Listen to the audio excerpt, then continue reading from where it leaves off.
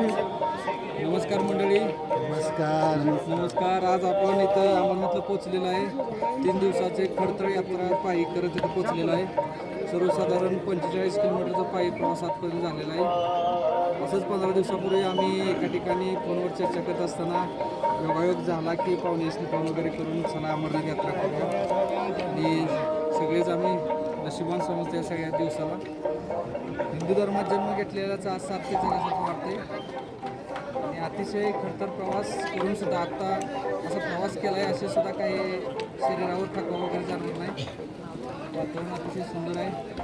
निसर्ग पाहुणे संतोष सावंत विशेष म्हणजे आमचे वडील 70 वर्षाचे वय असताना सुद्धा पायी चालत पूर्ण प्रवास त्यांनी पूर्ण केलेला आहे. आयरन मॅन म्हणायचं सुद्धा काही हरकत नाही त्याची. बरं तुमच्या भावना बोला काय कट करू आपण काही विषय नाही. मी हे व्हिडिओ नमस्कार, मी संतोष सावंत. खरं तर मला वाटलं नव्हतं की माझ्या जीवनात एवढी मोठी पवित्र यात्रा मला करायला भेटेल. पण विशेष म्हणजे आमचे मित्र जितेंद्र मोहिते यांनी ही यात्रा नियोजित केली व मला पण त्यांनी म्हणले की एकदा तरी यात्रा ही करून बघू.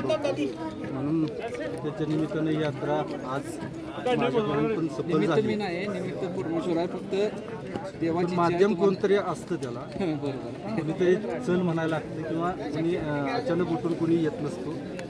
तर आज यात्रा सफल झाल्यामुळं मला विशेष करून सांगायचा विषय म्हणजे आपण हिंदू धर्मात सगळ्यात पवित्र ठिकाणी पोचलो आहे आणि आपलं जीवन सार्थक झाल्याची एक भावना निर्माण या ठिकाणी. बोला काय. मी दादा शेतोळे सोड. मला कधीही वाटलंही नव्हतं, स्वप्नातसुद्धा आलं नव्हतं की मी अमरनाथला जाईल किंवा जाऊ शकतो. पण आमचे पाहुणे हदगावकर जितेंद्र मोहिते मामा यांच्यामुळं आमची यात्रा घडली, योगायोग आला. अशा यात्रा आम्ही आता पुढे चालू ठेवणार आहे, न थांबणारा विषय. बेस्ट ऑफ लक. सगळ्यांनी ज्यांना खरंच यावं वाटतंय त्यांनी यावं. आणि जेवढं पण आपल्यात गैरसमज पसरवला आहे यात्रा एकदम कठीण आहे, धोकादायक आहे, तसं काहीही नाही.